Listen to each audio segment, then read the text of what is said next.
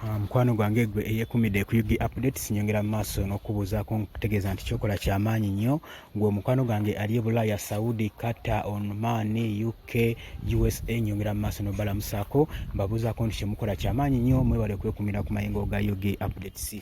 Mukwano gwange mmwe abafiiriddwa abalina abalwadde bategeeza nti nno Mungu abagumye musobole okuba nga muddaabizibwa nammwe.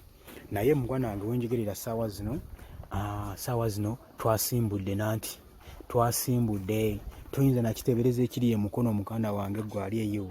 Abaana basanyufu, abaana bayaniriza pulezidenti waabwe. Jjukira nti nno nakugambye nti nolunaku olwaleero ye salesale okuva gavumenti we yajja ku kibiina kya National Unity Platform emikono mu agreement yali ekoleddwa ali ku kitebe kya poliisi Naguru Police Headquarters, agreement ze bakkiriziganya nabo ne baba nga bakoze conclusion ku tuwa yaabwe. Kati muganda wange eggulo nakutegeeza nti n'olwaleero wenjogerera twasimbudde dda era ekigenda maaso enkoko ekikola bwana bwayo gwe mukwano gwange ali yabuuliriza ali ku UG updates. Kinjagala okutegeeza nti no abantu basanyufu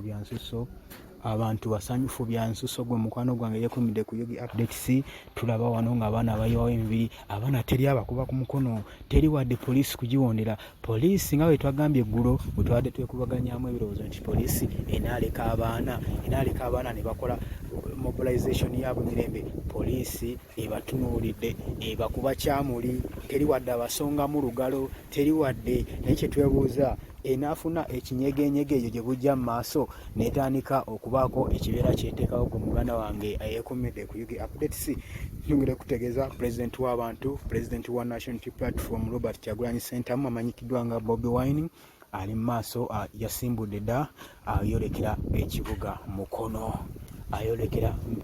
mikono. Mukwano gwange embeera eno njagadde ngikusigire olw'ensonga nti no waaliwo akawaayiro akaali kagamba nti no mobilization zaabwe zino session eno bajasembulire mu city halls mu sheltered place. Naye mukwano gwange ne batugamba nti no tubabuulire n'abantu abanatendinga omukolo. Naye wootunuulira ekigenda mu maaso gwe mukwano gwange kino ekintu toyinza nakikubaako ngeri ki gy'okiteeberezamu, kuba abantu abeetegese okwaniriza pulezidenti waabwe bali mu 10,000. Abantu abeetegese okwaniriza pulezidenti w'abantu bali mu 10,000. Abantu basanyufu bya nsusso, abantu basanyufu bya tulina ky'obagambayo, beetegefu, bannankyukakyuka, bafuutu mobilizers nkugambye beetala olwetala. Abaana beetala bya nsusso, abaana bagamba keekana akaseera ak'okutegeeza abantu baffe tubasindikira obubaka bali mu nawo tebannatuuka.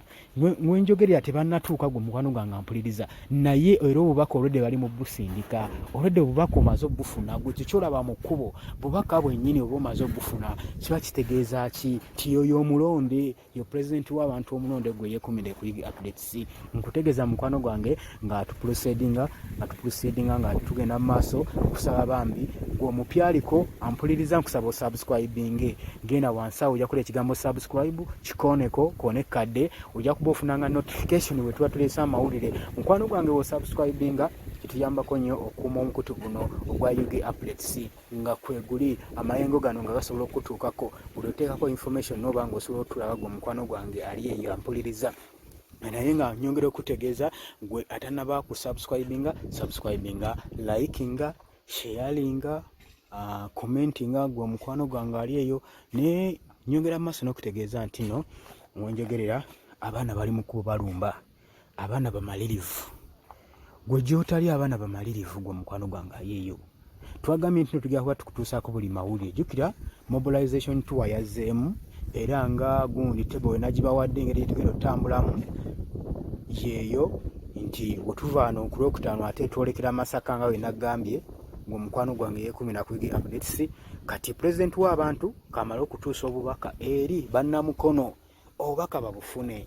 Bwe banaamala okubufuna gwe muganda wange ali eyo ate n'ab'e Masaka nabo babufune. Okitegeera mobilization tour yazzeemu gwe mukwano gwange ali eyo. Oyinza okwebuuza banaye tuli ku ki ate mbadde mmanyi baatugira tuli ku mobilization tour yazzeemu tugenda mu maaso mukwano gwange gwe eyekumira ku Yugi Updates.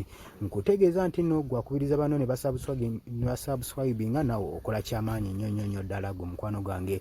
Naye nkutegeeza nti nno tuwa yaffe egenda mu maaso, tugenda mu maaso ne tuwa pulezidenti w'abantu ali mukono, abantu basanyufu, ekkubo likwatiridde, ebyentambula bisanyaladde, gwe kyoba omanya ebyentambula bisanyaladde, abaana ebyokukola ababudabuda babivuddeko bali mugoberera pulezidenti w'abantu. Ekiri eyo muganda wange mukwano gwange nkutegeeza nti no ekyo tosubwa ebingi ku ebyo bye tukuleetera mu maaso. Katumale okusaka tugenda kuba tukomawo ku Yugi Updates. Subscribinga, sharinga, commentinga, likinga. Webale kwekumira ku Yugi Updates gwe mukwano gwange.